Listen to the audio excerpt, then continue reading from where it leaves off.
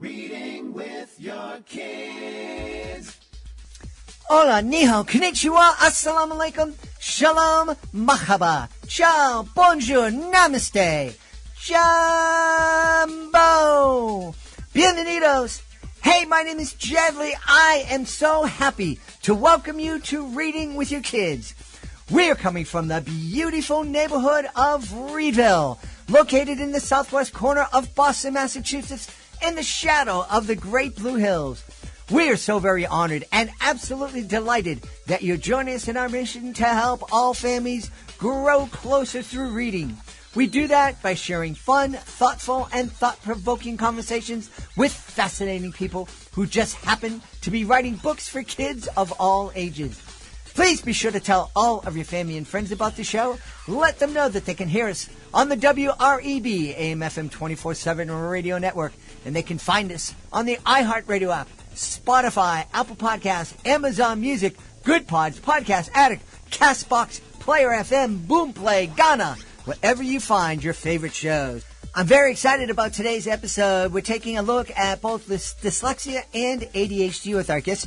First up, Lynn and Jon Greenberg, the mom and son team behind Robbie the Dyslexic Taxi and the Airport Adventure. And later in the show, joining us from Singapore, Elly Both will be here to celebrate a kid's book about ADHD. My friends, are you looking for a book that's going to inspire your kids to check out the STEM fields? Be sure to pick up Astronaut, Aquanaut, How Space Science and Sea Science Interact, written by our own Dean of all things STEM and STEAM, Jennifer Swanson. It is a Reading with Your Kids certified great read.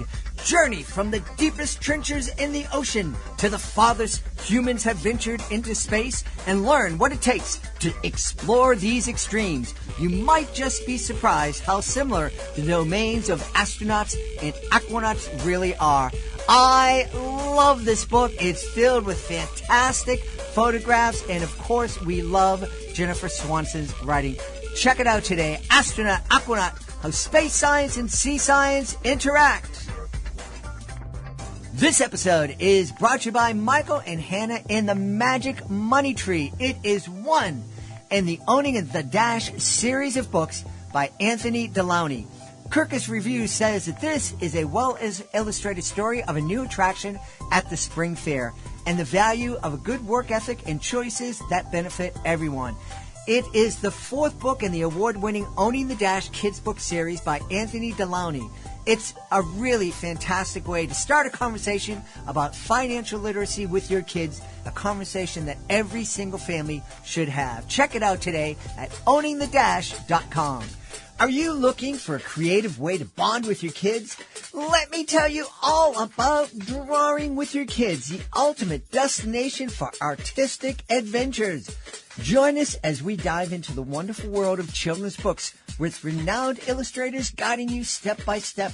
From beloved characters to whimsical scenes, unleash your imagination and create cherished memories together. Whether you're a seasoned artist or just picking up a pencil, there's something for everyone at Drawing with Your Kids.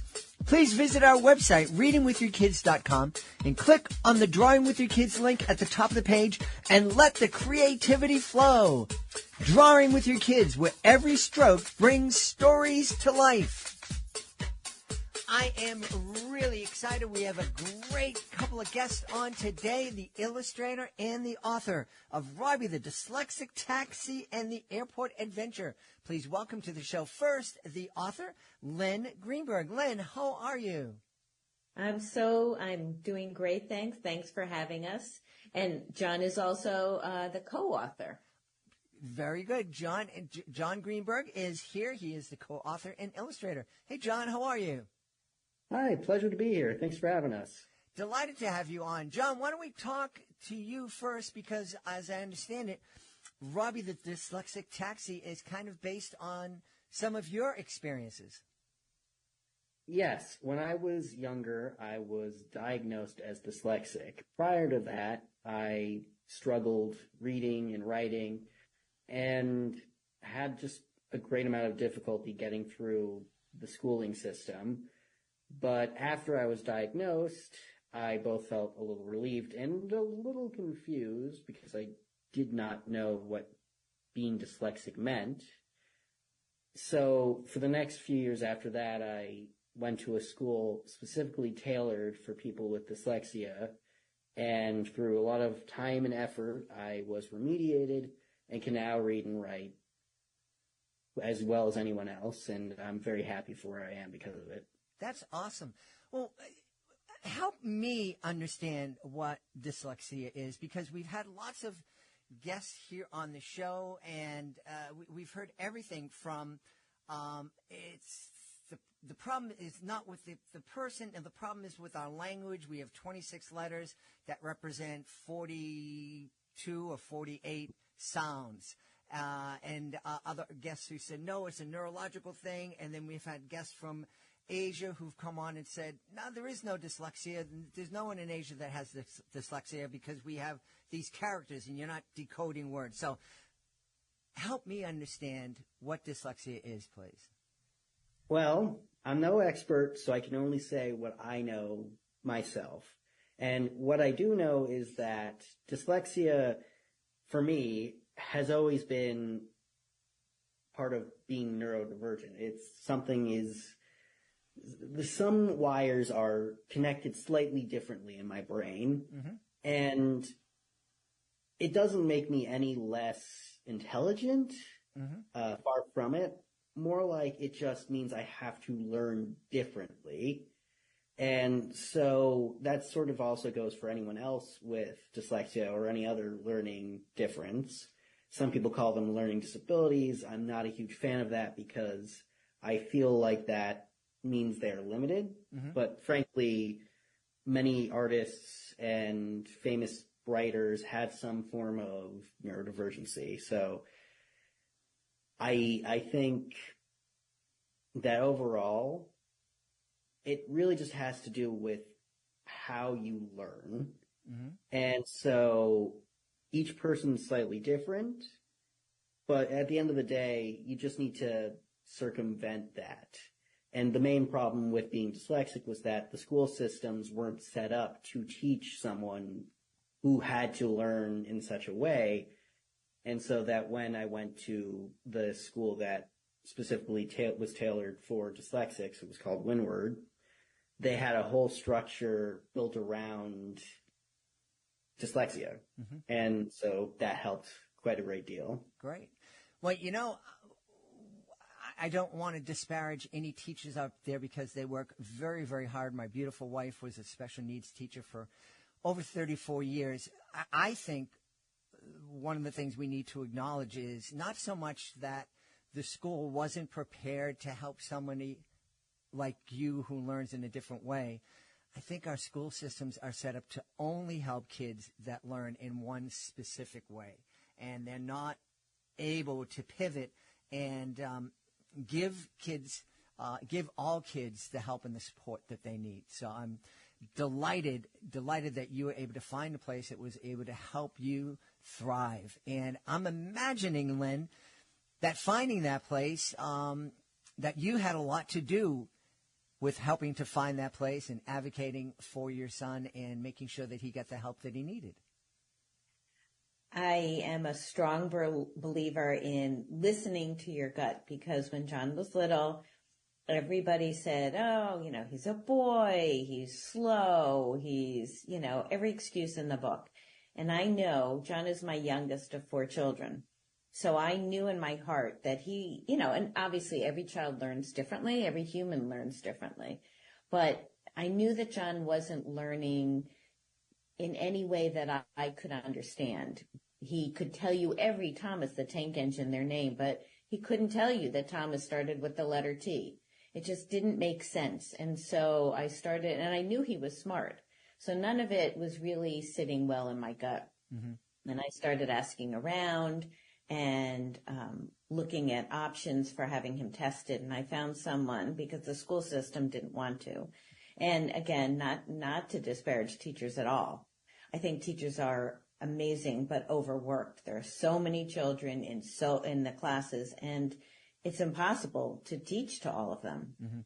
Yeah. But we found this wonderful person who tested John, and sure enough, classic dyslexic, super smart. just needed to learn how to read differently. Mm-hmm.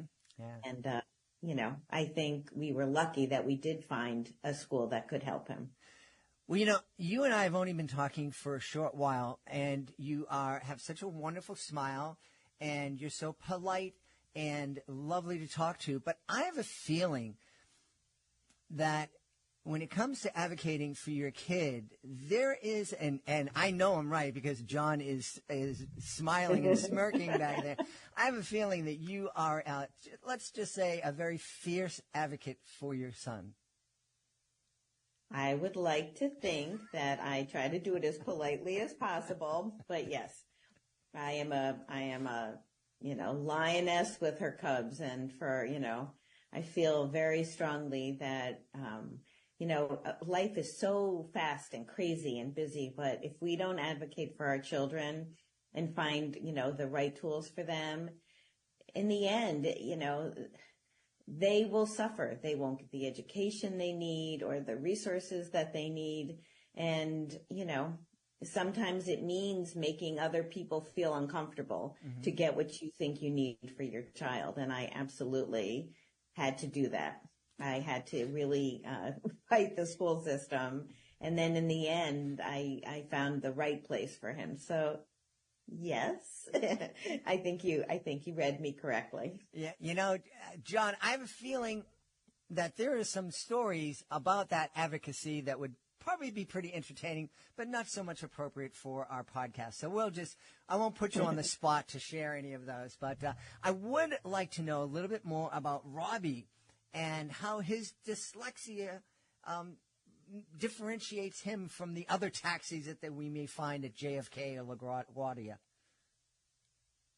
Well, first off, Robbie is not a self-driving car, but anthropomorphic. So my mom mentioned Thomas the Tank Engine earlier. So think of that sort of a vibe. Mm-hmm.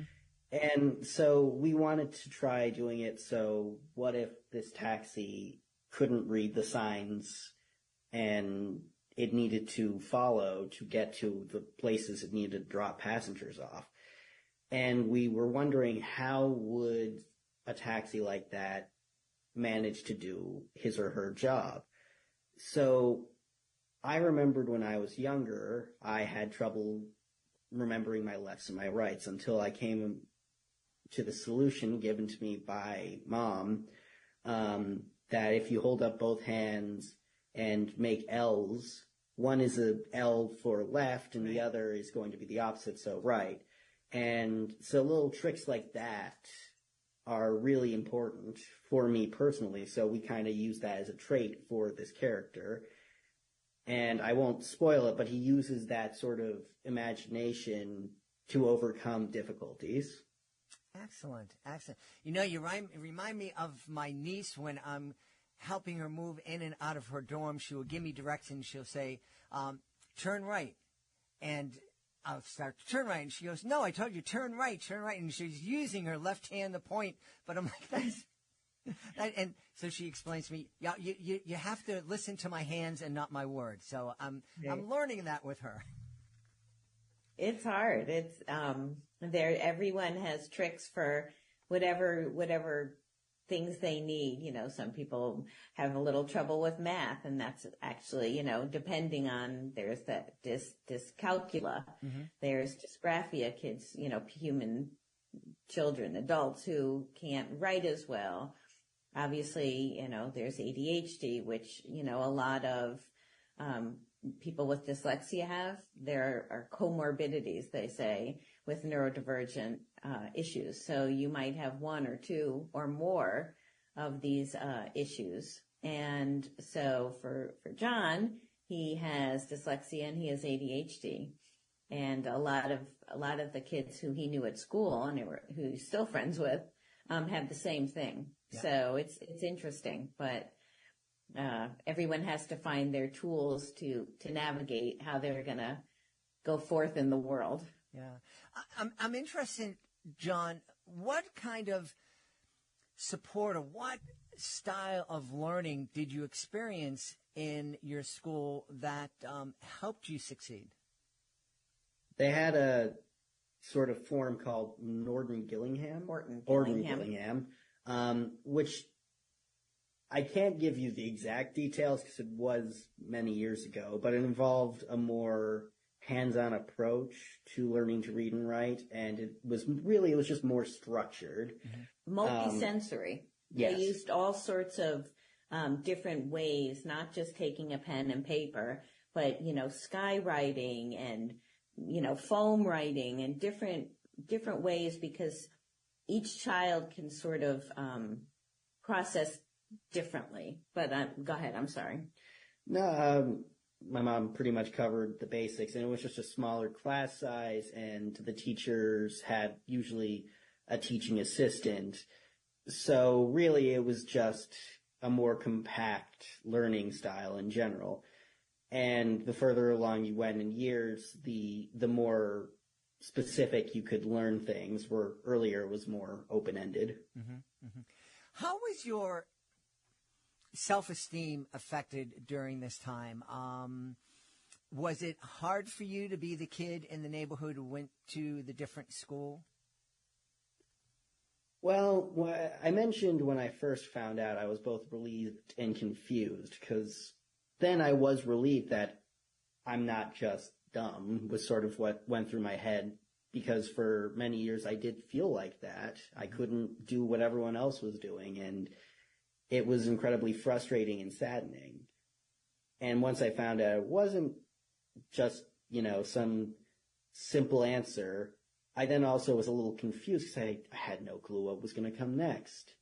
So I was nervous about it, it's true.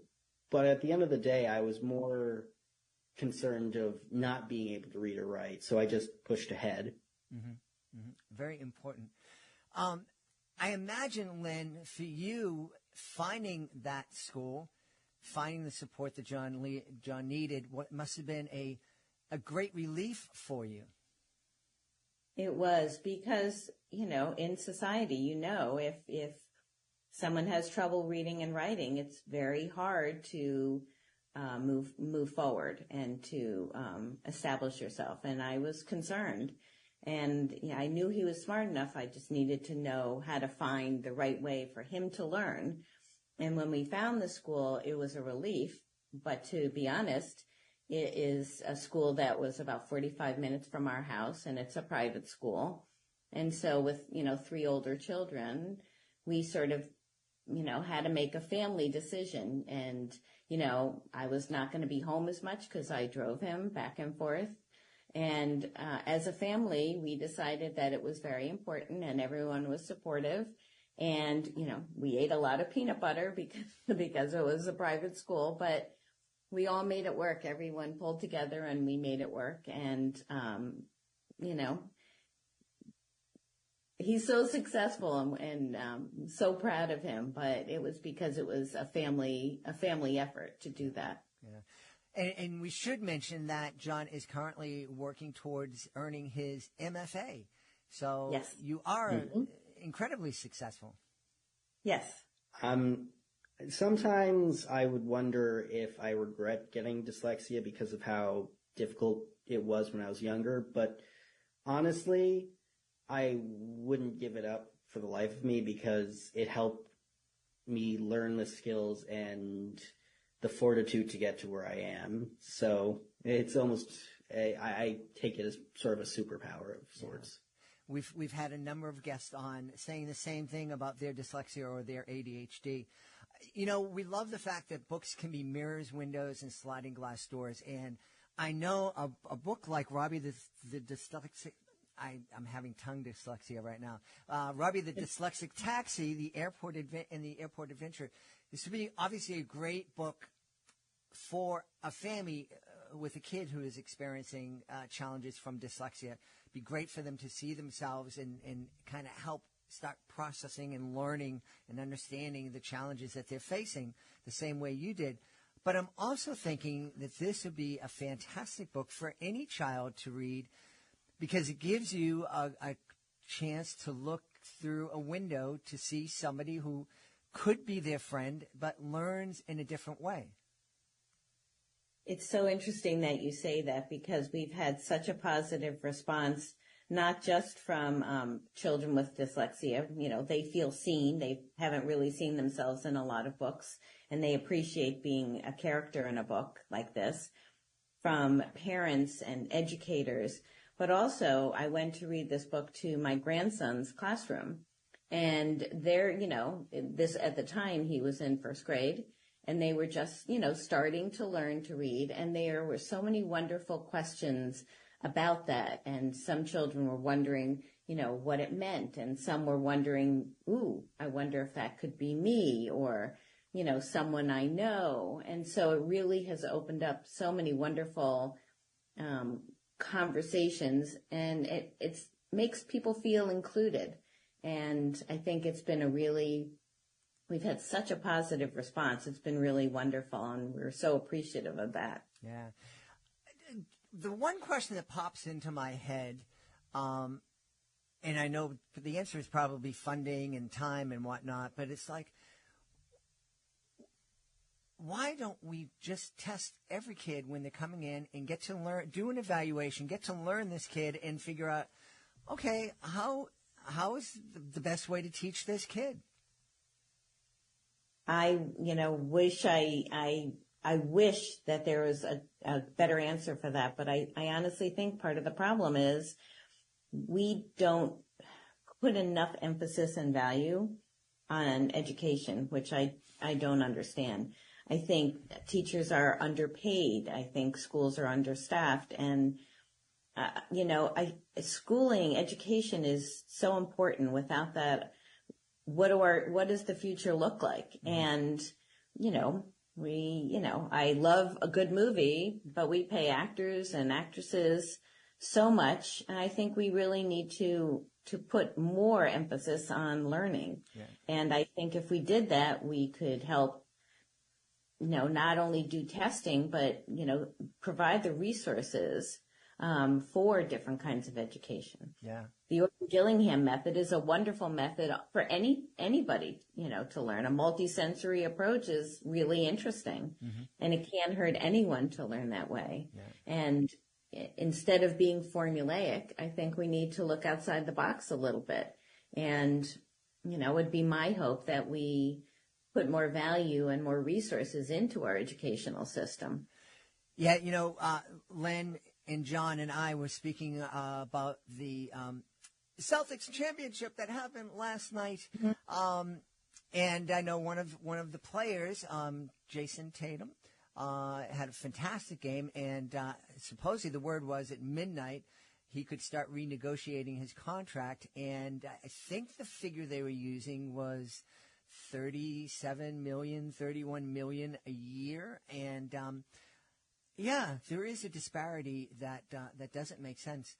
Because if you hadn't found that, you seem like a very loving family, so I don't think that necessarily Jon would fall through the cracks and end up in the penal system.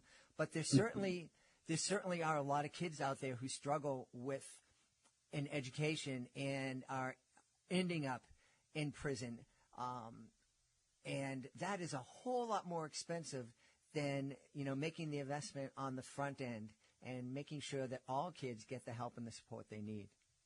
Oh, 100%. I read a statistic somewhere that said 50% of inmates are dyslexic or have some other neurodivergent issue, and that they know of right away. Yeah. And I think, if you can't read and write and you don't have the support, then, your alternatives are much more difficult, and that's a shame. Yeah, it truly is. And unfortunately, I'm hearing schools are becoming even more structured. They're, the teachers have even less freedom to do things in personalized ways. So let's hope this trend turns around.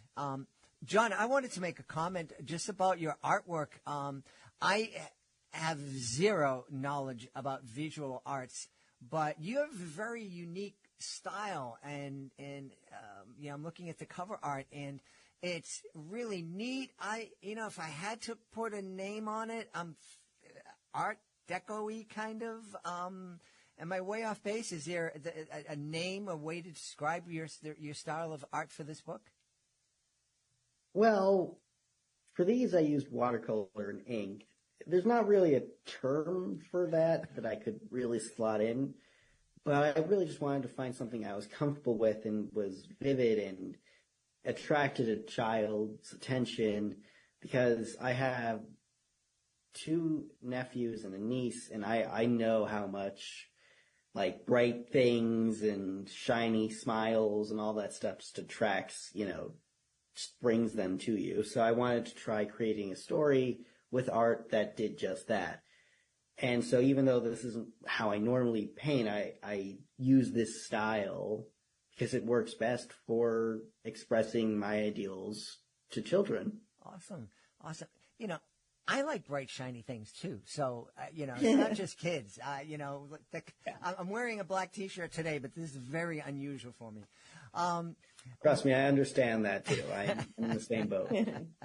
So, Jon, you shared with us that you are studying for your MFA. What's your goal? Are you looking to create fine art that will end up in a museum? Are you looking to illustrate other children's books? Or are you looking to do all of the above? Well, I'm going to have to say all of the above, because actually right now we have another of these Robbie the Dyslexic Taxi books in the works. But I also plan on continuing my own practice and learning new things and trying new techniques. So if I get into a museum someday, great. But at the very least, know that this book is coming out before I graduate. That's cool.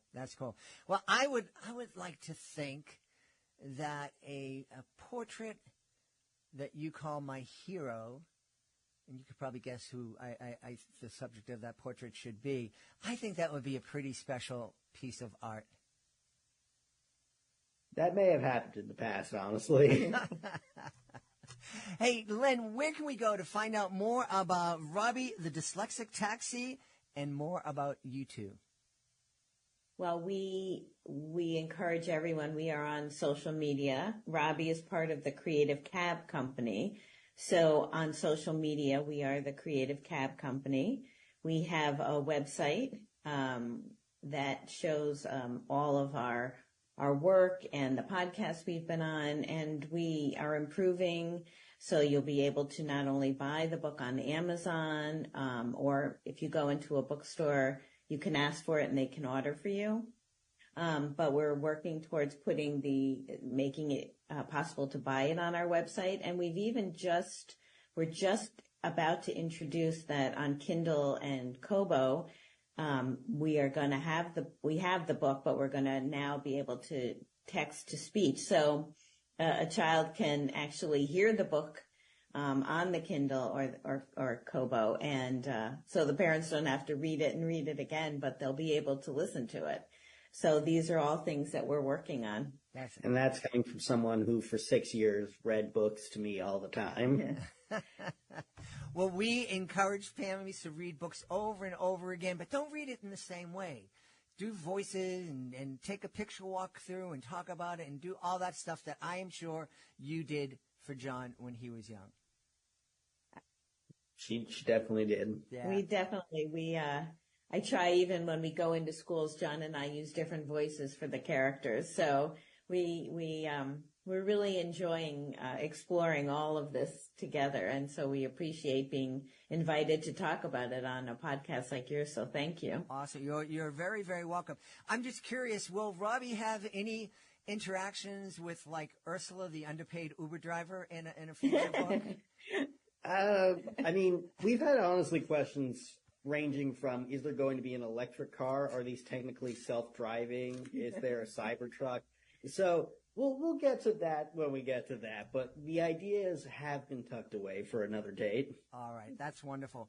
We've had a great time speaking to the authors and illustrator of Robbie the Dyslexic Taxi and the Airport Adventure. Our guests have been Lynn and Jon Greenberg.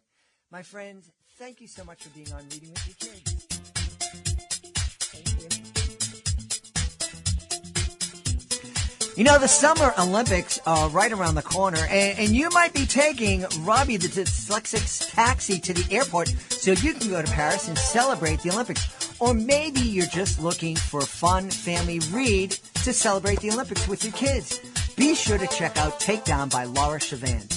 In Takedown, Lev is determined to compete at the state wrestling championships. But then he's paired with a new partner who happens to be a girl. Lev and Michaela push each other to excel. But when they meet on the mat, only one of them can win. Takedown is a multiple award-winning and state list-nominated middle grade novel about families, friendship, and hard work. Get your copy today at bookshop.org or check out the free educator's guide at laurachauvin.com. We've talked here on the podcast a lot about how important it is to help your kids understand emotions. What if you and your kids can learn all about emotions by simply reading a bedtime story together? Introducing Bella Santini in the Land of Everlasting Change. It's the award-winning fairy tale book that has captured the hearts of parents and kids alike. Join Bella Santini on an unforgettable adventure through a strange and magical world. This book has been called a life-changing masterpiece that will empower kids and allow them to understand themselves and the world in a whole new way.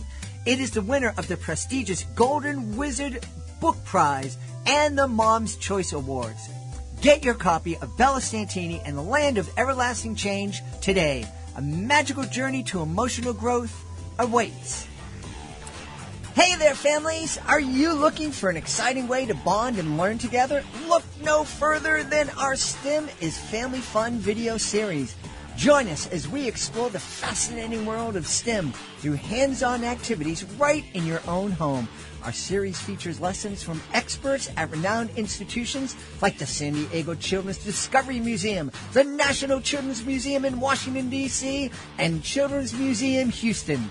From making homemade rainbow bridges to creating an oboe out of a straw, there's something for everyone in the family to enjoy. So grab your lab coats and get ready for an adventure. Go to readingwithyourkids.com and click on the STEM is Family Fun link at the top of the page and let the learning and laughter begin. STEM is Family Fun, where learning and bonding go hand in hand. Join us right now from the nation of Singapore. Our guest is here today to celebrate her brand new book. It's called A Kids Book About ADHD. Boy, I could have used this when I was a kid. Please welcome to the show, Elly Both. Hey, Elly, how are you? Hey, Jed. I'm great. Thanks. How are you? I'm really, really doing well. You know, the first time I was running an after-school program back in 1990. So back, I used to go to work on a dinosaur. But at that time, that was the first time I heard the expression ADHD. And one of the students at the after-school program had that diagnosis, and they brought the psychiatrist in and to explain to me what this was. And he explained, he says, well, he's easily distracted, but if he has something that he really likes, he can focus in like a laser beam. And I said, oh, that sounds like a boy. And I didn't appreciate, I didn't embrace his explanation, mainly because the kid was hitting other kids. And so I'm like, I don't think this is part of your diagnosis. But anyways, you were telling me in the notes that you had a late diagnosis of ADHD. I did, yes. So I was in my early 40s when I had my diagnosis, which is a few years ago now. And I guess an interesting story, which was that I was looking at it for one of my kids, also a boy. And I was looking at the checklist and going through and thinking, he shows some of these symptoms and signs.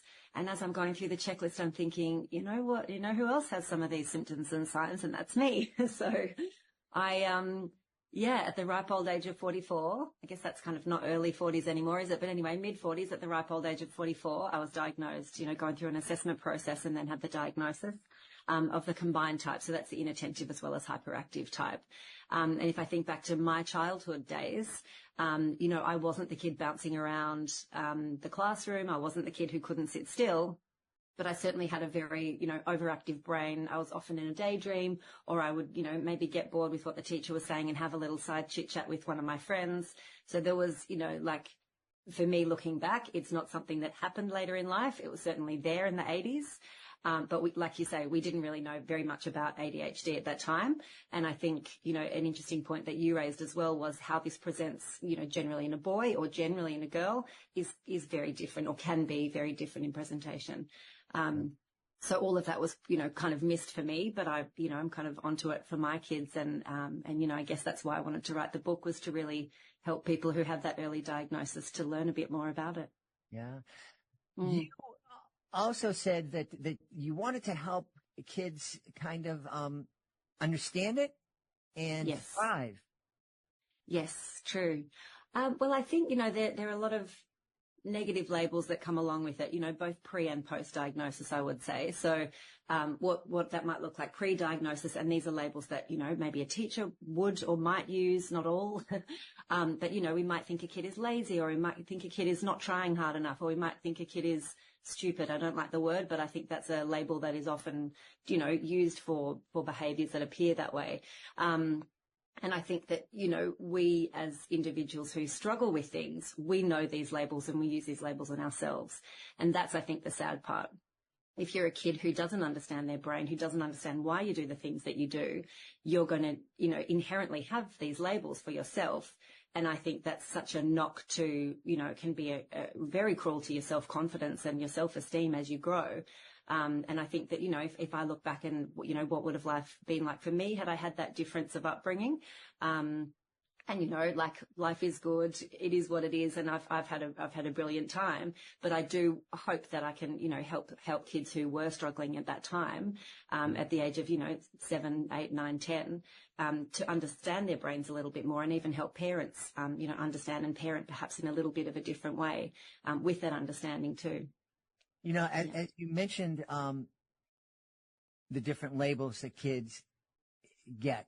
And I'm thinking, what a tragedy for a kid to sit and think of themselves as stupid. Yeah.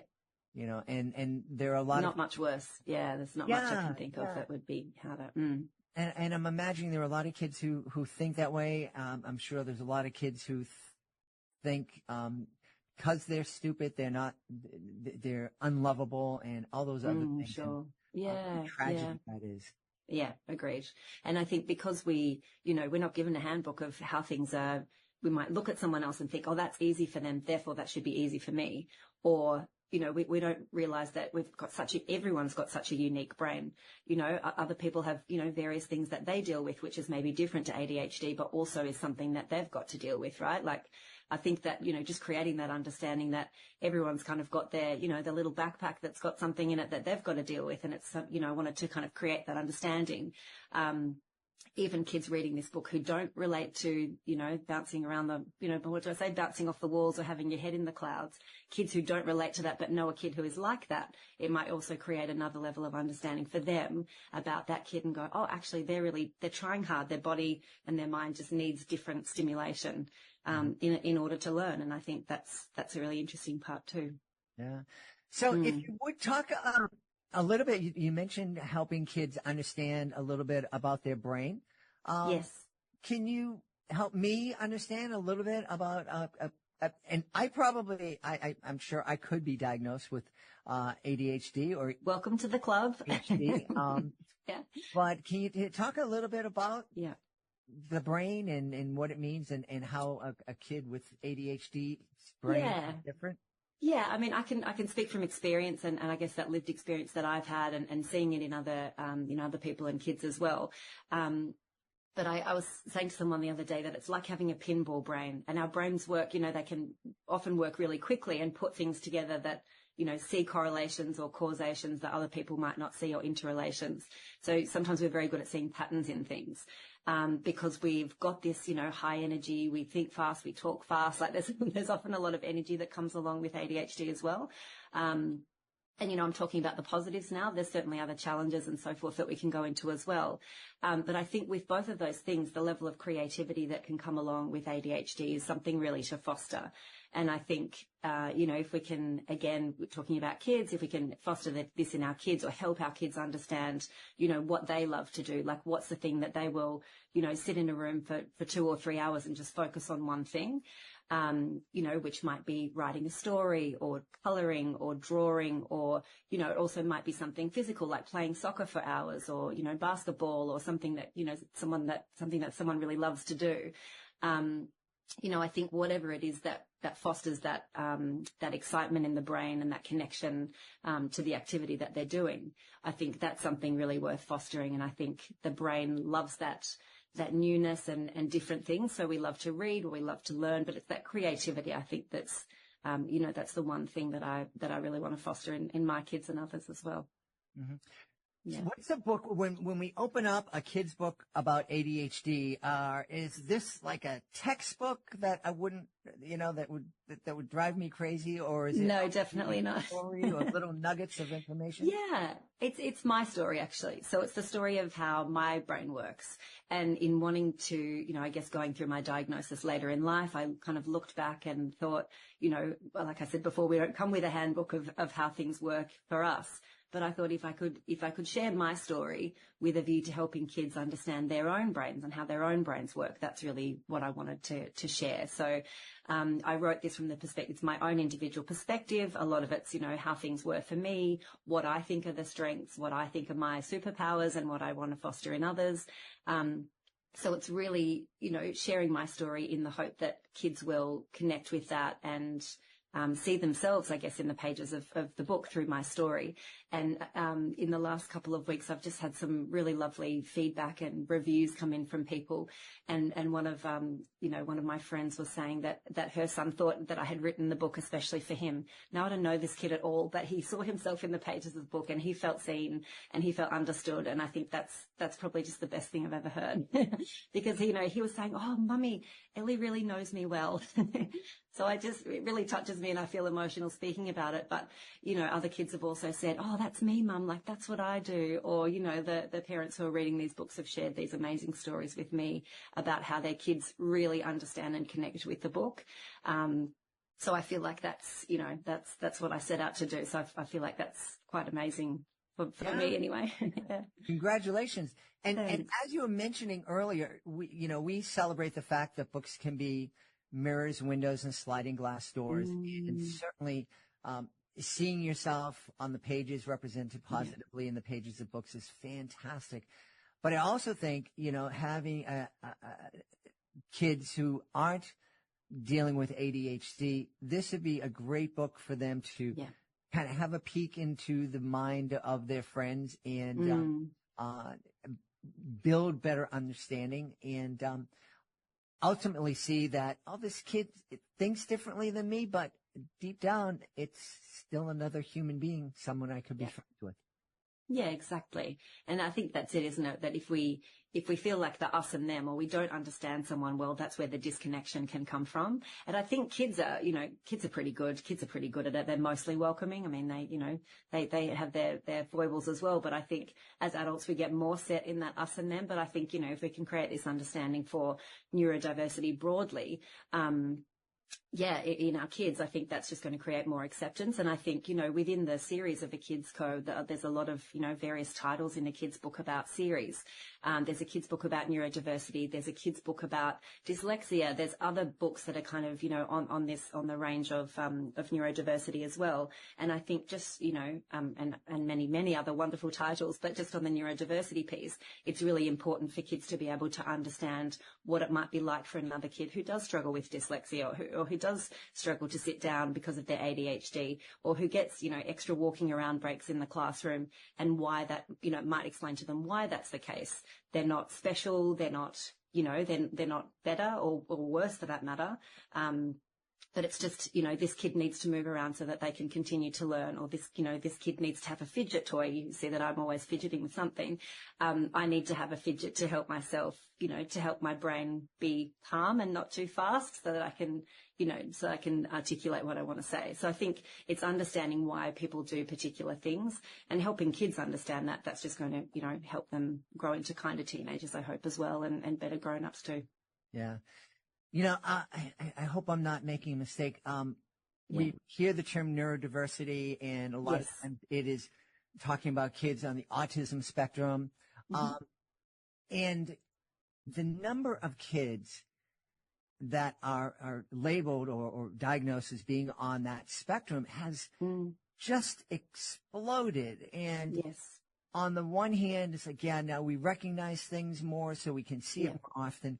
But I think the latest statistic here in the States is that 1 in 34 kids lands on that spectrum. And that just, any idea why that might be?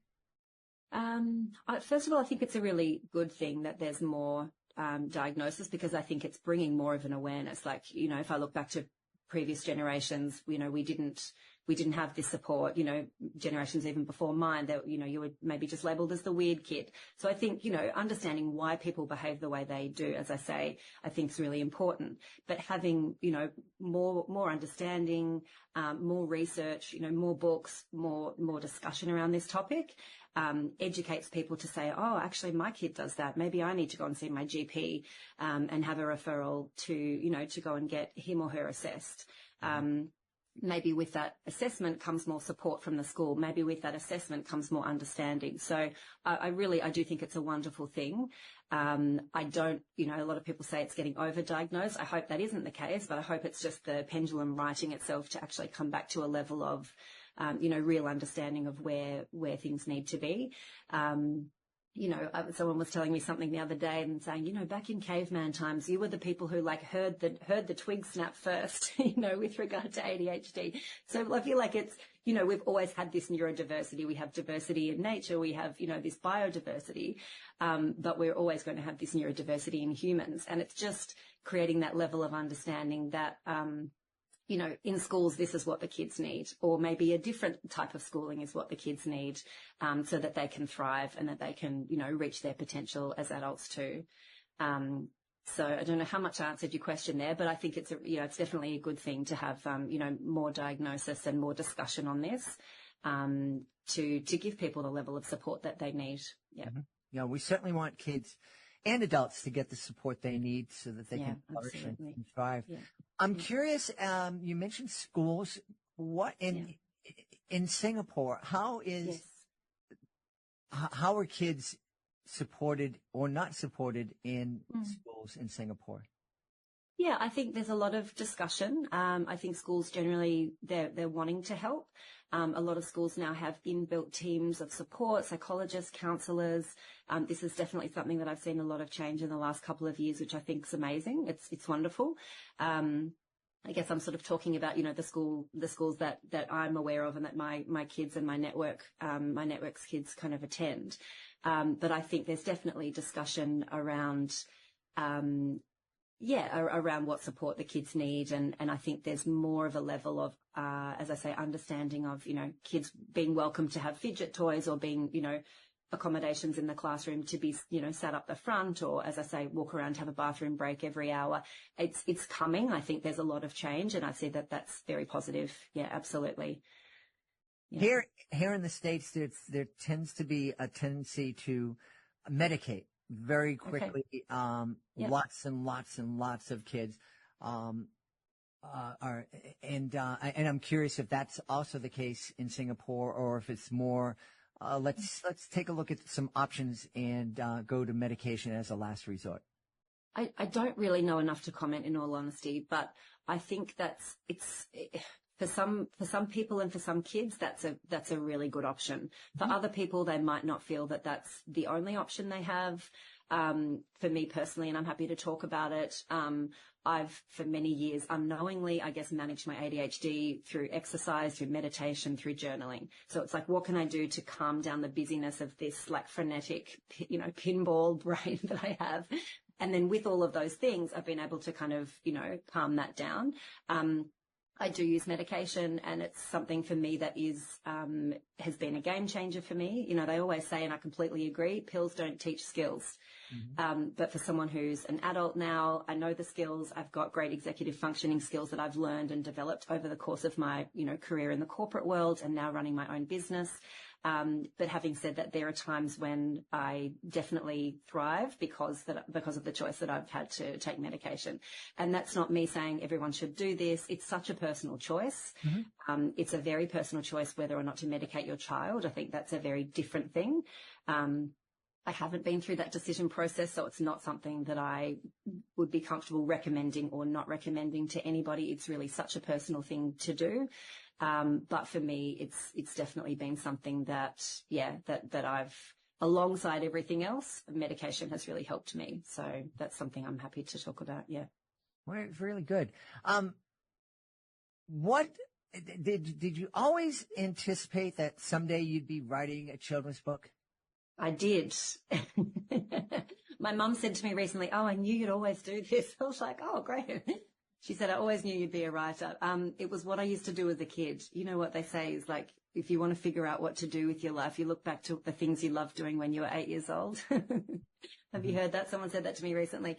But I think a lot of my strong memories from early in my life were writing. So I would, my dad, I used to sit in my dad's office. I'd have my little jam donut with the sugar on top, and I would sit at his old typewriter, electronic, not that old, but an electronic typewriter, and I would type out stories that I had written. So I had these very strong memories and connections of, then taking these stories into the classroom and wanting to read them to my class or wanting to read them around the school. So, I'm a writer, and I've always been a writer. A lot of what I do in my sustainability business is writing now. Like, I think it's just something that, I have in me and want to do. And it's where I'm most, if I'm in my state of hyperfocus, as is, obviously one of the symptoms of ADHD, or one of the benefits of ADHD, which is, once I'm on a roll with my writing, it's like, I don't know, it's alignment in what I want to do. And it's, makes me happy. It's a happy place. Well, that's wonderful. Yeah. Everyone deserves a happy place. Yeah, I think so. What's yours? Well, right now, podcasting is amazing. a place where I find a lot of happiness. Also, being on stage doing my educational magic shows brings me a lot of happiness as well. Wonderful. Oh, that's brilliant. Yeah. We should tell everybody the place they should go to find out more about you and find out more about a kid's book about ADHD. Yes, excellent. So the book is available on Amazon.com. It's, I believe, globally. You can also buy it at Walmart, Barnes & Noble, and a few other places in the US. You can find me at ellyboth.com. And also on Instagram at Today We Write, where I share a lot of journaling prompts. I think that we can each write a little bit every day. So that's what I share on Instagram there. But I'd love to see you there. Awesome. We've had a great time speaking to the author of a kid's book about ADHD. Our guest has been Elly Both. Elly, thanks so much for being with us. Thanks so much, Jed. We hope you've enjoyed this episode of Reading with Your Kids and will join us for the next exciting episode of the show. Please be sure to connect with us on social media, facebook.com/readingwithyourkids, @readingwithyourkids on Instagram and TikTok. But I'll be honest with you, we don't do much with TikTok. We're working on it. And if you are a fan of Twitter or X or whatever it's being called these days, you can find us at Jedly Magic. We have a great YouTube channel, youtube.com/readingwithyourkids. Earlier in the show, you heard us talking about our STEM is Family Fun and Drawing with Your Kids series. You can find those series on our YouTube channel, youtube.com/readingwithyourkids. Speaking of websites, we would love for you to visit our website, readingwithyourkids.com. So much you can find there. You can find our Certified Great Read Wall of Fame. You can listen to every episode, all 2,000, and I think we're up to 8 episodes of Reading with Your Kids. You can find them right there on our website. You can also use the contact button to send us a message. Let us know what you think about this episode of the show, and let us know who you'd like to hear on a future episode of the show.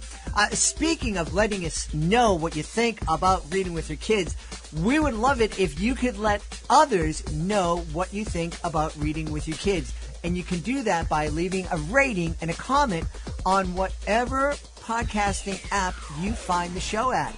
We're especially looking to boost our reviews on Spotify. So if you could do that, we'd be so, so grateful. I'm very grateful to the folks who made today's show so wonderful, starting with our guests, Lynn and Jon Greenberg. Please be sure to check out their Robbie the Dyslexic Taxi and the Airport Adventure. Also want to thank Elly Both for joining us from Singapore, celebrating a Kids Book About ADHD. I need to thank my amazing team, Fatima Khan, Chris Doherty, Rory Grady, Judy Hu, Stella Sheree, Hannah Bosange, Alyssa Montiero, Julia Lipman, Devin Hill. I want to thank my beautiful wife for all the support she gives me. Most of all, every single one of us, we want to thank you. Thank you so much for taking the time to join us today. And as always, thank you so very much for taking the time to make the world a better place. And you do that every time you read with your kids. I'll be looking for you in the next episode of Reading with Your Kids.